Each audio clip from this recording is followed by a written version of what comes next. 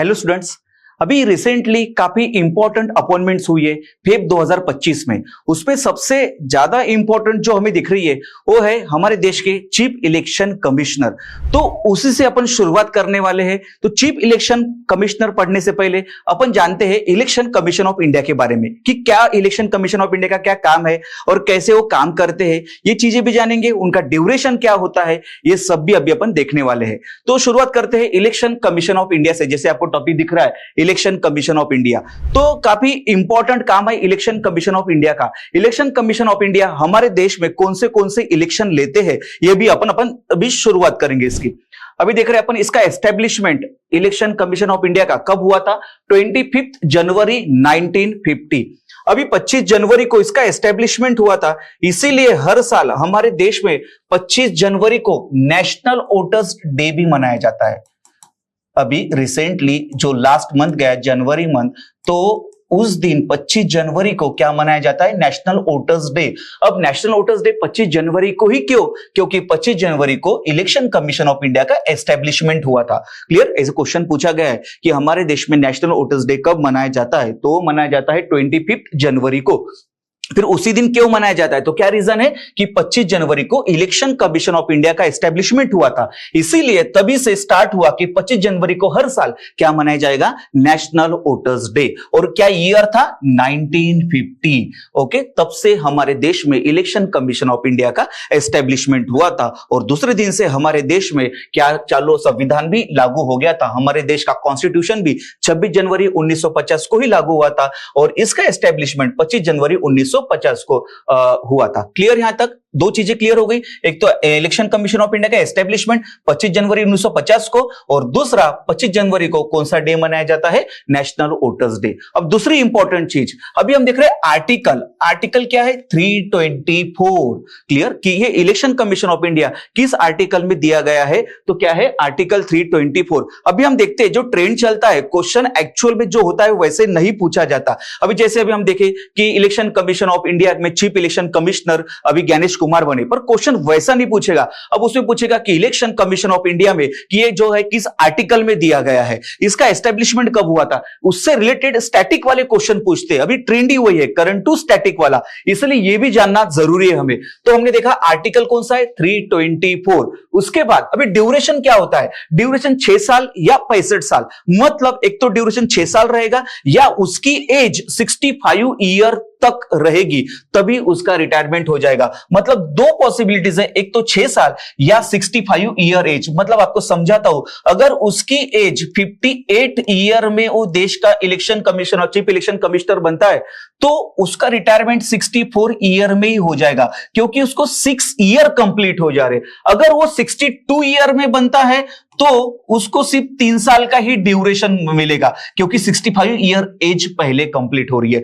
मतलब ऐसी चीज है कि दो में से जो पहले पूरा हो तो वो जो है वैलिड रहेगा। मतलब 58 साल में बन रहा है तो 6 साल ड्यूरेशन, 64 में रिटायरमेंट हो जाएगा। और अगर 65 साल में 62 में बन रहा है तो 3 साल ही ड्यूरेशन रहेगा। 64 में बनता है तो 1 साल ही ड्यूरेशन रहेगा, क्योंकि 65 साल पूरे कंप्लीट हो रहे, 65 ईयर एज पूरी हो रही। मतलब दो में से एक जो पहले कंप्लीट होगा उसमें उनका रिटायरमेंट हो जाएगा, वो रिटायर्ड हो जाएंगे। 3 चीजें क्लियर हो गई यहां तक। उसके बाद नेक्स्ट, उनको अपॉइंट कौन करता है? तो प्रेसिडेंट। हमें देखा है देश की सबसे बड़ी बड़ी पोस्ट, प्राइम मिनिस्टर को, गवर्नर को, सीजेआई को, और even election commission of India में चीफ इलेक्शन कमिश्नर को, इस सभी को अपॉइंटमेंट कौन करता है? प्रेसिडेंट करते हैं, क्योंकि प्रेसिडेंट ये हमारे देश के फर्स्ट सिटीजन होते हैं। तो इसीलिए सारी अपॉइंटमेंट कौन करेंगे? देश के president, first citizen of India. Clear? और अभी कौन है प्रेसिडेंट हमारे देश की? द्रौपदी मुर्मू, जो second female, first tribal president और 15th प्रेसिडेंट ऑफ इंडिया। ऐसे 3 चीजें बताया आपको। फीमेल में सेकंड, क्योंकि पहली प्रतिभा पाटिल है, और ट्राइबल में पहली 6 है, क्योंकि ट्राइबल तक अभी कोई नहीं बना। और उसके बाद नंबर में पूछेंगे तो 15 प्रेसिडेंट है। क्लियर? द्रौपदी मुर्मू, जो अभी हमारे देश की करंट प्रेसिडेंट है। क्लियर है क्या यहां तक? ओके। उसके बाद नेक्स्ट बात करते हैं कि अभी सिलेक्शन कमिटी इनको कौन चुनता है, कौन सिलेक्ट करता है। क्लियर, इनको कौन सिलेक्ट करता है कि किसको बनना चाहिए अभी चीफ इलेक्शन कमिश्नर, तो कौन सिलेक्ट करता है? एक तो उसमें प्राइम मिनिस्टर होते हैं और उसमें सीजेआई होते हैं और दूसरा opposition leader of Lok Sabha. Clear, अब प्राइम मिनिस्टर मतलब कौन? अभी प्राइम मिनिस्टर कौन है हमारे देश के? नरेंद्र मोदी, ये प्राइम मिनिस्टर है। क्लियर यहां तक। उसके बाद सीजेआई मतलब कौन? Chief justice of India. अभी रिसेंटली वो भी अपॉइंटमेंट हुए, हमने देखा नवंबर में इनको अपॉइंटमेंट किया गया और उनका नाम है संजीव खन्ना। ये अभी जो है लास्ट ईयर नवंबर मंथ में इनको अपॉइंट किया गया था, संजीव खन्ना को। संजीव खन्ना हमारे देश के सीजेआई, पर कौन से नंबर के? 51st CJI Sanjeev Khanna, chief justice of India. Supreme court के सबसे बड़े न्यायाधीश जो है वो कौन है? संजीव खन्ना। अभी देखो संजीव खन्ना, इनका भी ड्यूरेशन वैसे सिर्फ 6 महीने के लिए बनी है क्योंकि इनकी एज 65 पहले कंप्लीट हो रही, 6 साल हो रहे। क्या इनका भी सेम, सीजेआई का भी 6 साल या 65 साल होता है, पर इनकी एज 65 साल कंप्लीट हो गई मई महीने में, 12 मई को रिटायरमेंट हो रहे संजीव खन्ना, और अभी बने नवंबर महीने में, मतलब सिर्फ 6 महीने का ड्यूरेशन मिला इन संजीव खन्ना को। तो ये भी है इस सिलेक्शन कमिटी में होते। और एक अपोजिशन लीडर ऑफ लोकसभा, कौन है अपोजिशन लीडर ऑफ लोकसभा? ये कौन है? राहुल गांधी। क्लियर, तो ये लोग मिलकर क्या करते हैं? देश के इलेक्शन कमिश्नर ऑफ इंडिया को चुनते हैं। क्लियर, यहां तक चीफ इलेक्शन कमिश्नर को चुनते हैं कि कौन बनेंगे करके। तो उसके बाद ये सिलेक्शन कमिटी याद रखना, प्राइम मिनिस्टर, सीजेआई और अपोजिशन लीडर ऑफ लोकसभा अभी कौन है उनके नाम भी हमने देख लिए। उसके बाद फर्स्ट चीफ इलेक्शन कमिश्नर कौन थे, ऐसा भी क्वेश्चन आ सकता है। अभी चीफ इलेक्शन कमिश्नर बने तो सबसे पहले कौन थे, ऐसा भी क्वेश्चन पूछ सकता है। इसलिए अभी हमने देखे कि सबसे पहले चीफ इलेक्शन कमिश्नर कौन थे? सुकुमार सेन। सबसे पहले chief election commissioner Sukumar Sen थे। क्लियर हो गया? इतने पॉइंट समझे। हमने देखा एस्टेब्लिशमेंट 25 जनवरी 1950 को, और 25 जनवरी को वोटर्स डे मनाया जाता है। आर्टिकल कौन सा? 324, ये भी हमने देखा। ड्यूरेशन 6 ईयर और 65 ईयर्स, जो पहले कंप्लीट होगा वो। उसके बाद कौन अपॉइंट करता है इनको? प्रेसिडेंट। और सिलेक्शन कमिटी में 3 लोग बताए आपको मैंने, एक तो प्राइम मिनिस्टर, उसके बाद सीजेआई और अपोजिशन लीडर ऑफ लोकसभा। और सबसे पहले कौन थे? तो सुकुमार सेन। डन। चलो अभी नेक्स्ट देखते हैं पॉइंट। हाँ, अभी करंट चीफ इलेक्शन कमिश्नर, अभी करंट चीफ इलेक्शन कमिश्नर कौन दिख रहे? ज्ञानेश कुमार। ज्ञानेश कुमार, अभी क्वेश्चन ऐसा भी पूछ सकता है कि ज्ञानेश कुमार कौन से नंबर के चीफ इलेक्शन कमिश्नर बने। नंबर भी इंपॉर्टेंट होता है, हम लोग से बस नाम याद कर लेते कि अभी कौन बने chief election commissioner? Gyanesh Kumar. पर कौन से नंबर के बने ये नहीं जानते। और कौन सा नंबर है इनका? 26। ये भी याद रखना, कौन से नंबर के?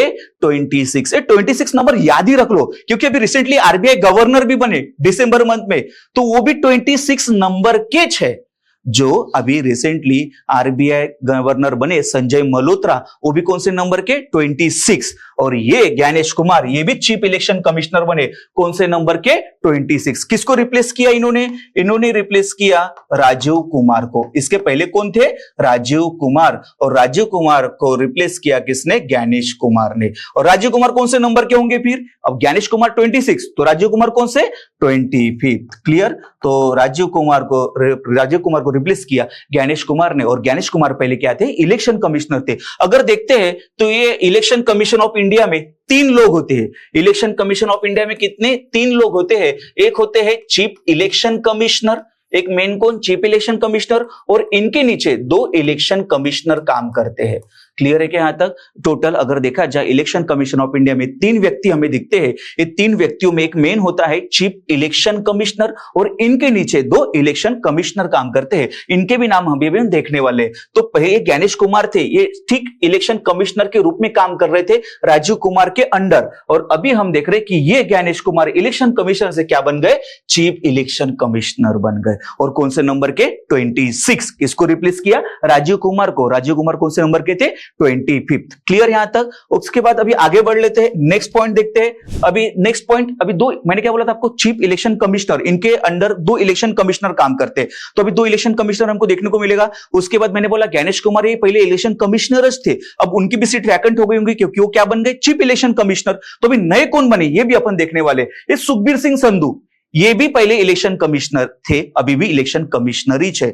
दो इलेक्शन कमिश्नर थे, एक ज्ञानेश कुमार और सुखबीर सिंह संधू। तो ज्ञानेश कुमार को चीफ इलेक्शन कमिश्नर बना दिया गया राजीव कुमार के जगह, और सुखबीर सिंह संधू इनको अभी भी इलेक्शन कमिश्नर के रूप में रखा गया है। सुखबीर सिंह संधू एक IAS ऑफिसर है, सुखबीर सिंह संधू, और इनको क्या रखा गया, इलेक्शन कमिश्नर। अभी और एक होगा, क्योंकि मैंने बोला आपको दो इलेक्शन कमिश्नर होते हैं, एक सुखबीर सिंह संधू है और दूसरे अभी जो नए बने विवेक जोशी इनका नाम है। अभी जो रिसेंटली अपॉइंट हुए ये किसकी जगह बने होंगे, ज्ञानेश कुमार के, ज्ञानेश कुमार क्या बन गए, चीफ इलेक्शन कमिश्नर, उनकी सीट वैकेंट हो गई, इसलिए उनकी जगह भी कौन बन गए, विवेक जोशी। तो ये तीन नाम आपको याद रखना है, एक Gyanesh Kumar chief election commissioner, दूसरे उनके अंडर दो इलेक्शन कमिश्नर काम करेंगे, एक सुखबीर सिंह संधू और दूसरे कौन से, विवेक जोशी। ये जो है दो इलेक्शन कमिश्नर जो है इनके अंडर काम करेंगे। क्लियर है कि यहां तक समझा आपको? ओके, तीन व्यक्तियों के नाम आपको आर्टिकल बताया, आपको कौन से नंबर के ये भी चीज आपको बताई। अभी हम देखते हैं चीजें और, कि जैसे मैंने आपको बोला था कि इलेक्शन कमीशन ऑफ इंडिया इनका जो है क्या काम होता है। इलेक्शन कमीशन ऑफ इंडिया का क्या काम है, देश में के इलेक्शन लेना। पर अभी देश के कौन से इलेक्शन लेते हैं, ऐसे भी क्वेश्चन पूछते हैं। अभी देखते हैं कि इलेक्शन कमीशन ऑफ इंडिया हमारे देश में टोटल 6 इलेक्शन लेते हैं। एक लोकसभा सुना होगा आपने, लोकसभा का इलेक्शन भी कौन लेगा, इलेक्शन कमीशन ऑफ इंडिया।